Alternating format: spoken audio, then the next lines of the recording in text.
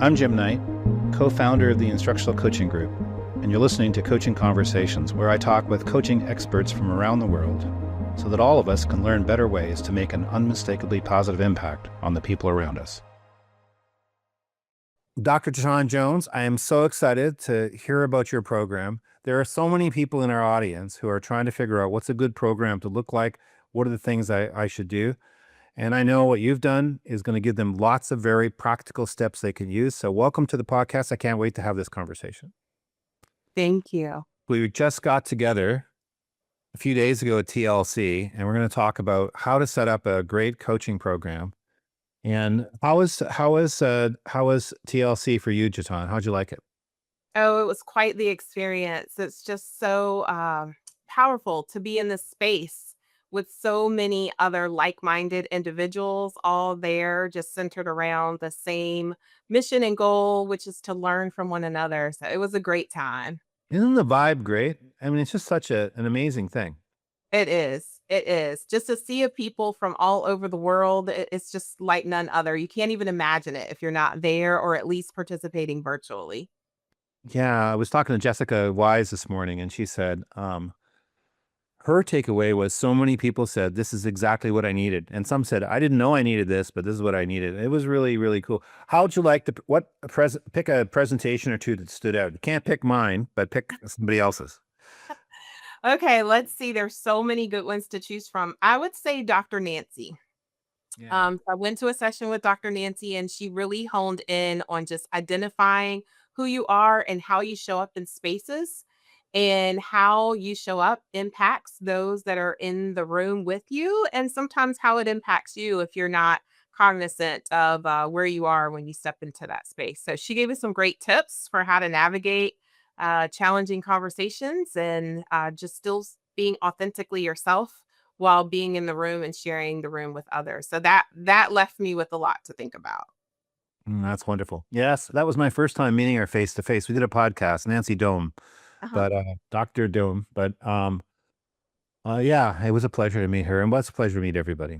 Okay, Yeah. so we're here because you set up this, excuse me, really successful program with Chesapeake Public Schools, and we want to talk about how, let's say I'm a person who's just starting a program. What are the things I should think through, how it should work? So tell us a bit about the program and then just some things to think about. Maybe first off, just kind of give us an overview and then we'll get into sort of a step-by-step process. Tell me a little bit about the program. Yeah, so we are in Chesapeake, Virginia.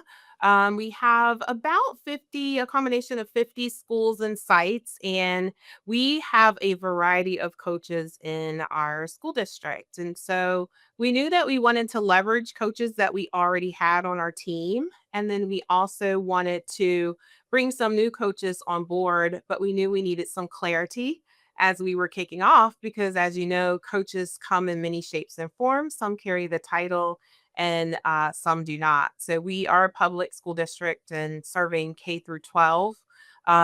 We have coaches that serve our Title I schools, our non-Title I schools. We have technology coaches and a host of other individuals who really just operate through that coaching lens. And so because we were reshaping our program and we really wanted to follow some evidence-based practices, we knew that we had to be intentional about the work that we were doing. So that's a little overview of just our district and the types of coaches that we have. And so you have instructional coaches, but you also have leadership coaches. Is that right? Yes, absolutely. Yes. Our instructional coaches are boots on the ground in the field, working side by side, teachers in practice. And then our leadership coaches are very similar. They support our newest administrators, but also our veteran administrators. And we do utilize the growth protocol with those leaders. And we love it because many of our leaders are asking, when are you coming back? Or do you have space for me? So that's great. And our teachers, just the same, really value partnership with our coaches.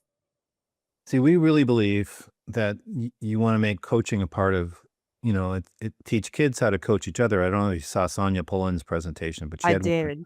So you had one on kids coaching kids, and then leaders learning how to take a coaching approach to leadership, but also being coached, and even parents, how you have parent-teacher conversations could be more of a coaching conversation, and teaching parents how to be coaches. So what I love about what you're doing is you're doing more than just growth coaching or more than just impact cycle. You're putting all the pieces together. So Yes. you're definitely our model of where we see people striving for. Because coaching to us is the way you want to make change happen. You probably need to be coaching. So the way we would put Mhm. it. How did you Mhm. tell me the first things you did to set up your program? Yes. So the first thing I would say we did was really just audit our human resources. So we did some work just to identify who did we have that was already doing the coaching work. And like I kind of shared before, it was a combination of those who were identified as coaches, but also those who were working in a coaching capacity. So we kind of took an audit of our human resources, and then we identified where or how could those individuals help us to meet a need. And so, of course, one of our greatest needs was supporting and retaining our teachers because we're in a time where teachers sometimes think about what other opportunities are available to them. But we know that at the heart of it all, they'd rather be in the classroom teaching because it's their heart's work. And so our next step after that, once we identified who all of our coaches were, we really engaged in a deep dive of our core values because we knew that if we could identify what brings people joy when they show up to work every day to coach and work with teachers at all levels, we knew they would be connected to the work. Mm, Um, and we aligned those core values to the values of our school district. mm. So they saw purpose in their work. And that really was one of the key components of what we did to start. So how did you do that? How did you bring people together? I'm assuming you brought people together. How did that all work? And then what was the outcome of just that part of it? Yeah. So generally, we would have a conference with our coaches, and we called it our Summer Coaches Conference. And we engaged them in the core values activity where you give them a list of core values, deep and wide, had them identify the core values that really spoke to them, several of them actually.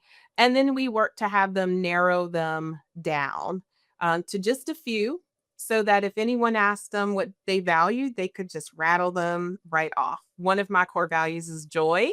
Joy means so much to me, and I try to carry my joy and my sunshine with me everywhere I go and share it with others. But then what we did was we supported them in identifying what was unique to them collectively. And I'll say, after we worked on our core values, we also worked on a mission statement, belief statement, and then followed that with almost like an elevator pitch because we wanted them to be so proud of their values that when they were seeking coaching clients, people could really see themselves in the core values of the person who was going to be coaching them. Like, oh, I could see myself partnering with this individual because they value things that are near and dear to my heart, or they really believe in supporting me and working alongside me in those efforts. So it really made the work human, and it allowed teachers to see coaches just as they were, just as humans trying to make an impact on someone So else. so did you make that up or did it come from somewhere else, that list of possible Oh value? my goodness. I'm sure it came from somewhere else. But to say that I know exactly where, I can't tell you. Mhm. But I will say that I participated in a training with Nicole Turner.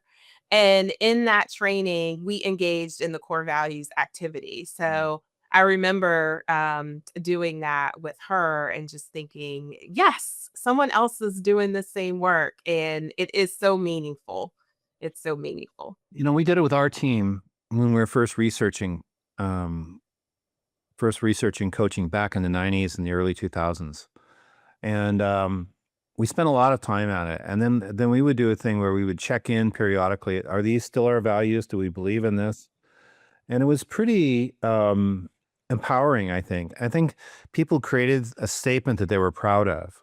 I said that Mhm. it was kind of like an aspirational statement. They would look at it and say, "That's who I want to be." What was the impact of the once you created the values, how did they affect everybody? Yes. So I think that as we navigate it through our learning, I actually work in the Department of Professional and Organizational Development, and we're just always in this growth and learning journey through coaching. So the coaches recognize that we've never arrived. We're always going to be learning and morphing. And so I think we all valued curiosity, and so, as we challenge some processes in coaching, we know that every coach was bringing a different lens to the work. And we valued their contribution to the conversation because we knew what was important to them and what they valued. So, therefore, that helped to shape our coaching practices as we were working with administrators and district leaders, really trying to bring awareness to what coaching meant to us and how we wanted to show up. So I feel like it gave our coaches the confidence to be themselves in the work because we were trying to shift the needle from being compliance space to really just be compassionate and supportive. Um, and when core values are at stake and you can connect to someone on that level, you realize that while there is a place for compliance, it doesn't necessarily need to be the place that you start. Now you, you said earlier that the partnership principles were a part of that. How did they factor in, or was it not that much, or just Yeah, so I would say that that was the anchor. One of the things that we shifted in our work was moving away from being completely facilitative and directive to being more dialogical in our approach. So we spent a lot of time, as a matter of fact, we brought several of the coaches and consultants from the coaching group, instructional coaching group, to Chesapeake to help to train us. We had training in the impact cycle and also in better conversations, what administrators need to know. But specifically, that dialogical piece, that back and forth conversation was so important for us. And secondly, we lived a lot in the praxis piece because our traditional coaching did not allow a lot of space for praxis, giving time for our educators to really dive into what it was that they wanted to try and develop in their own space, knowing that it would be okay if they failed because we could just get back up and try something else that may be more successful. So that was really, really powerful for us. And just remembering that through the equality and the choice and the dialogue and the praxis, it just would create conditions for meaningful change and practices for our teachers. And it really did just that, building the efficacy of teachers and knowing that I am a professional and I can make changes that are valued and appreciated in my work. the way I think about this, or what I've been thinking about it recently, is sometimes you'll have someone who's a coach or some kind of coaching profession, and they ask you a question, and it's probably the right question to ask, but it doesn't seem like it comes from a place of curiosity. It seems like they're just kind of going through the motions. And other times, someone will ask you a question, and you can tell that it comes from the core of who they are. Yeah. And so to me, this idea of understanding the values and thinking through the principles that guide you, it's not a trivial thing because if your core isn't clear, if you're not clear what your beliefs are, you can look like you're just going through the motions. But if, as you said, I see you as a professional, I honor your professionalism, I really want to think this through with you. I'm not going to hold back on sharing things, but I'm not trying to control you. You're capable of Exactly. making your own decisions. When those beliefs are guiding what you do, then your questions have a lot more potential to open up the conversation. It's something a lot richer than, yeah, I hate it when somebody asks me a question and they've already asked it a million other times. And you can ask the same question, but if it's not grounded in your beliefs, it doesn't have the same kind of potential to open up the conversation, I think. Right. That is so true. And as you learn to practice having those curious conversations and you learn to listen more than you're necessarily speaking in those conversations, it just strengthens your practice. You actually end up benefiting more sometimes from the partnership than when you show up with all the thoughts and beliefs. You've already gone into the conversation um, with the notion that you know where the conversation is going to go. Mm, But just existing in that moment, which is hard sometimes in education because we want things to shift right away. We used to say microwavable ways. Now my friends say in air fryer ways. We want things to just happen and shift quickly, but it takes time. It takes mm. time. So the core values was the first step. What are the next things you did in terms of creating your program? Yes. So after that, we really made sure that our coaches were trained. So we talked a little bit about that. But after that, we provided exposure and experience to our school leaders because our school leaders gave us great insight into what their current practices were in the school and what their needs were. So each of our schools do have a plan, a school improvement plan, areas of focus, and of course, they have their unique demographics, their teacher composition, number of new teachers, veteran teachers, and then administrators, different levels of experience for our administrators. So we kind of engaged in creating profiles for each of our schools and then identified what their levels of support were or needs. And then the coaches really work to align their supports to the needs of the schools. So for me, it was much like the core values. Once we know what you value and I value, then we can see where the alignment is in that work. And so it just gave more focus and intentionality to the work. Not to say that we were directive in any way, but we knew what our goals were overall for the school. And so, specifically with our school instructional coaches, that would be the Title One and the success coaches. We engaged our leaders in very specific training where we looked at time audits to see were our coaches currently utilized. And when you kind of do that word splatter and you say, tell me some things that your coaches are doing. Sometimes you hear, oh, they're substituting or they're covering classes, all the things that sometimes happen. So we looked at ways that we could ensure that time and space was created for the coaches to do the work that had the most meaning um, for our leaders and our coaches. So that was one of our next steps is really taking that time audit and resource audit and seeing where our opportunities were from there. So for the time audit, did the coaches sort of document on a Word or on Excel or something how they're using their time and then submit it, and then you put it all together into a big thing? Is that how it worked?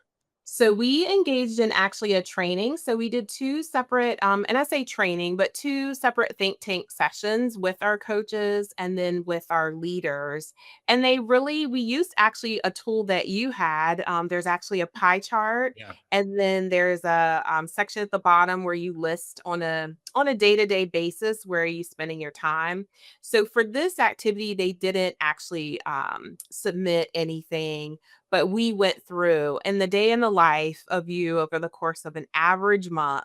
How are you spending your time? And then we did the same thing with our leaders. And the day in the life of one of your coaches over the course of the month, how are they spending their time?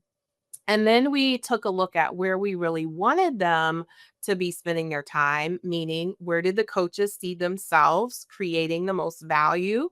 And then the leaders identified the same thing. And then we worked to identify some quick wins that we could make that would bring coaches closer to what we wanted them to do. Because we know that sometimes there are other duties that the coaches are responsible for engaging in. But if we could really make the main thing for them, that we would be moving in the right direction. Yeah, I always say it may be a time where the coach has to be a substitute teacher. That should happen as often as it does for the principal. That's the way I look at Mhm. it. Yes. So And so these days, that's happening. yeah, I suppose. Um, how did you get it sounds like the principals were willing partners in this whole process. How did you communicate to them why they were there and what they had to do, and how did you oversee all that? Yes. So I actually have a partner. I call her my coaching hero, Dr. Sheree Brown. She works with our Title One coaches, our Title One principals, I guess I should say, and the coaches. And we really work together. So she works hand over hand with those school leaders, identifying their needs and ways in which their needs can be met. And so through the coaches, they were very willing to learn how the coaches could take a more active role in the instructional leadership in the building. And I don't want to say direct leadership, but we know that teacher leaders are very integral to what takes place in the school. So, through her direct work with these leaders in the schools, in training, we actually work together to create coaching profiles, and with those coaching profiles, we met with each of the principals to identify where they saw themselves and where they wanted to see themselves go. And that meant the leader individually, the school as a whole, and then the coaches. So Mm, that buy in process was very much a intimate and individual process, moving people along the needle where they were, but then we also work to move our leaders together collectively in the journey. And in all transparency, we do still have some leaders that aren't there yet, but that's primarily because some of our schools don't have dedicated instructional coaches. They may have dedicated technology coaches, but all of our leaders haven't been fortunate enough to have like the full time coaches in mm. their building. So what's the coaching profile? What would that look like if you created Yes. one? So Mhm. just sort of imagine a typical profile and describe it for us.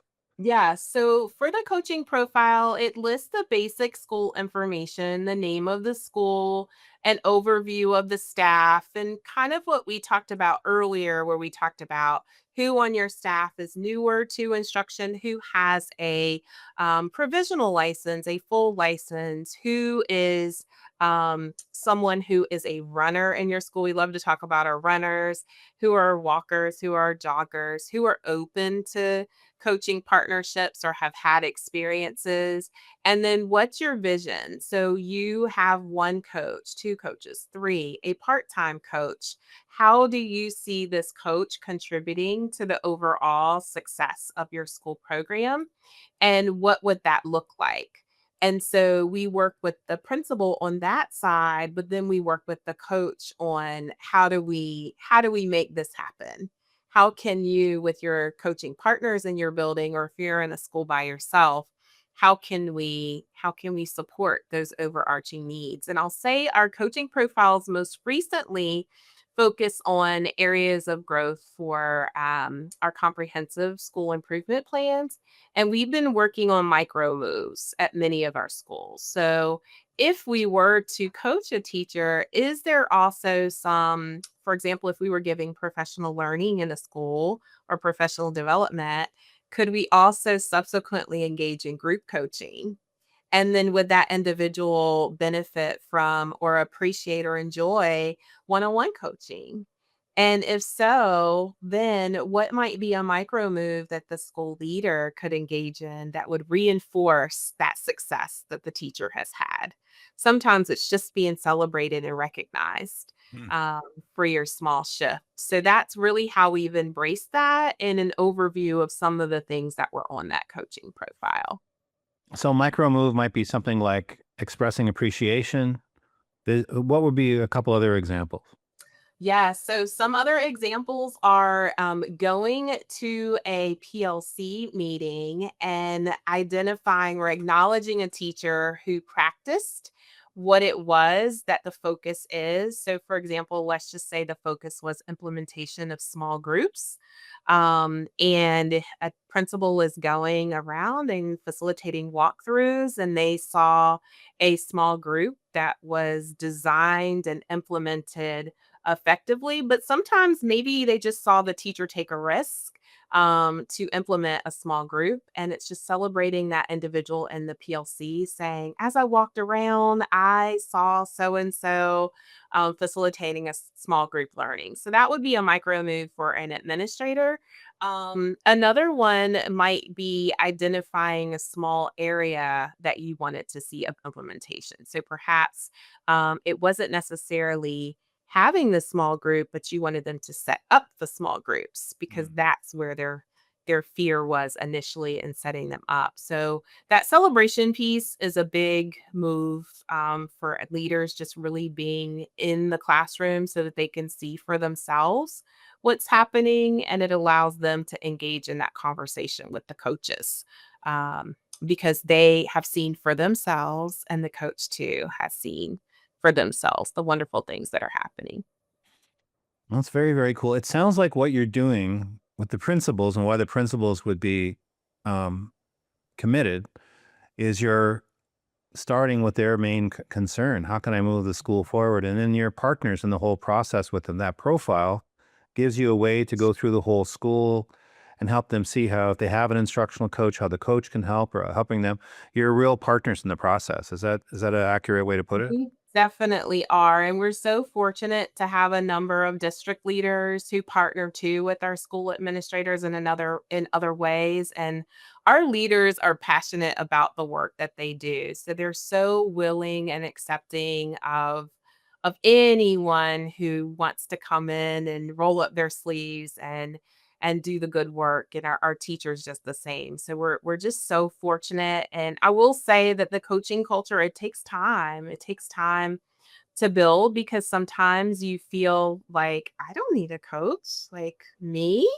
But once you realize that it's actually an honor to have a coach. If someone said they wanted to coach me, sign me up. I would be the first to sign up, and so I think many people, when they don't see it as one more thing and they see it as part of the work that they're already doing, and it the 2 can exist at the same time, it's definitely something that's embraced. So here's what I'm hearing. If I'm a person setting up a new program, first off, don't skip over core values. Don't skip over beliefs. Ground the work in the values, in part to shape the culture you want, but also to tie it directly to why people become coaches. That's what I'm Yeah. hearing. Yes, absolutely. Then the second part I hear is then make sure your coaches have the professional development they need to do the job. They can't just pick it up by chance. So they need to learn things about their coaching cycle and the principles that guide their work and the communication skills. So Mhm. in your case, it was impact cycle, better conversations. And then the third part is don't ignore the principles. It sounds like you spent as much time on principles or comparable time on principles that you did with the coaches. We're preparing the coaches for this, but we have to prepare the principles so the principals and coaches can work together. Is that accurate? Have I got it, do you think? Yeah, that is very accurate, and those are definitely the steps that we've taken, and we've been refining over time. We always say there's growth in the journey, so we didn't get it right all along, and while we relied heavily on the research and others, we've created a network and a community of coaches in our district, and so that was powerful for our coaches to have someone. They serve as accountability partners to each other. They bounce ideas off of one another. Really just, leaning into how do I navigate this situation? How do I support this individual? And then balancing the listening and being curious with, oh, I think I might need to give some feedback here. And how do I do that and still keep our relationship intact? So those were all um, key. And I can say most recently, well, really not most recently, but over time, our coaches are professionals definitely in the work and allowing them to lead the conversations. The Mm. collaborative conversations has been powerful, much like the magic of going to the TLC conference. When they get together, it's an amazing experience. It is. But it sounds like what you've got going is pretty amazing. So I'm loving to hear. Can you say anything else about how you create that network of sort of accountability partners and how they connect with each other Yeah, after so they've done the training and after the principals understand, or it's probably all happening simultaneously, but they're building it these is. these connections. So how's that play out? Yes, so we have some schools that have several coaches in the building and then some do not. But we also have a host of other individuals who serve as coaches. So, for example, we have specialists and support specialists supporting our new educators and our aspiring teachers. So, there's a variety of coaches. So, what we try to do is make sure that we're not stepping on each other's toes because if you're not careful, someone could have multiple coaches at the same time. So we create those networks so that they can partner together as they're supporting our teachers, but then also so they can support each other. So we often work to ensure that they have accountability partners. And I'll say that sounds so bad, like accountability partners, but it's not really to hold you accountable, but it's to have someone who you can connect with around the work, who can strengthen your practice. It's almost having a peer coach. So we come together once a month for district wide training.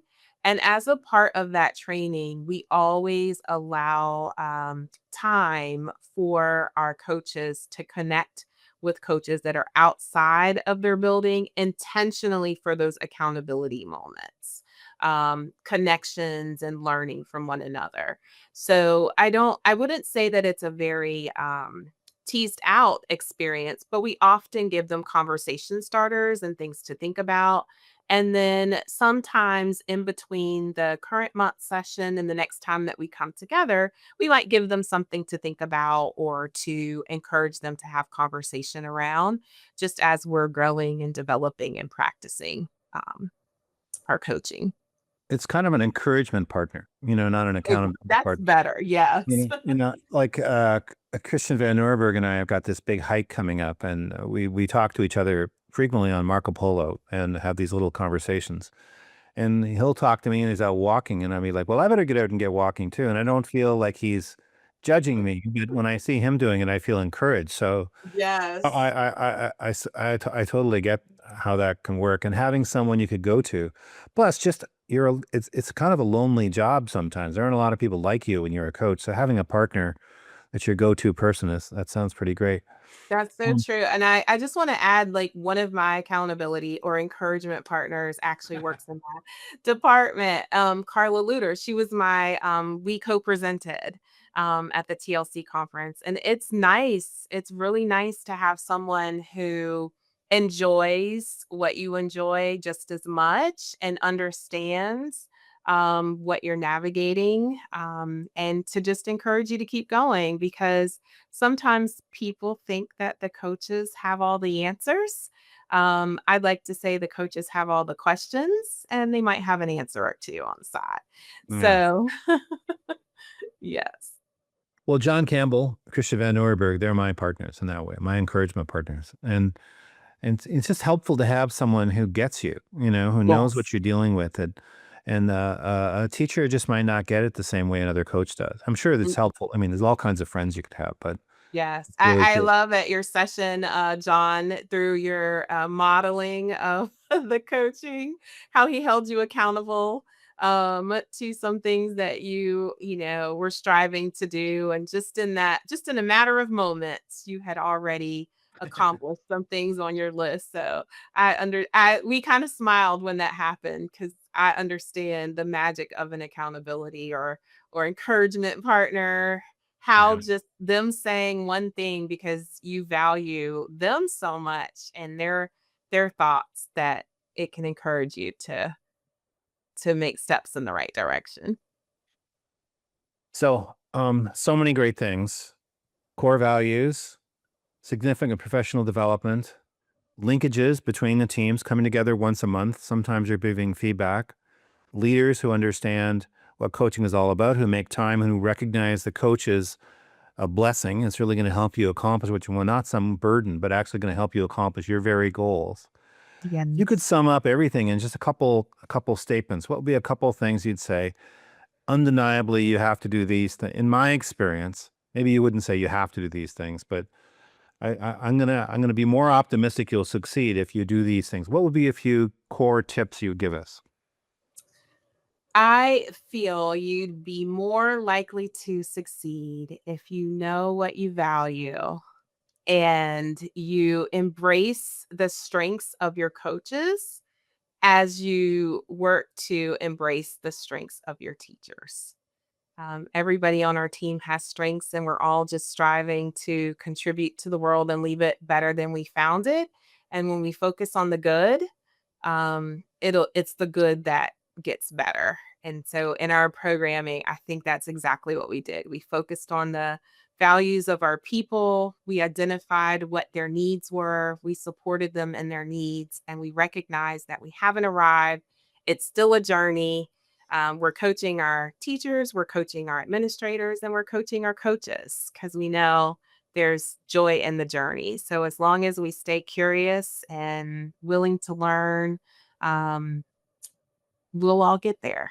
Dr. Jataune, thank you so much for all you shared. It is so useful and practical.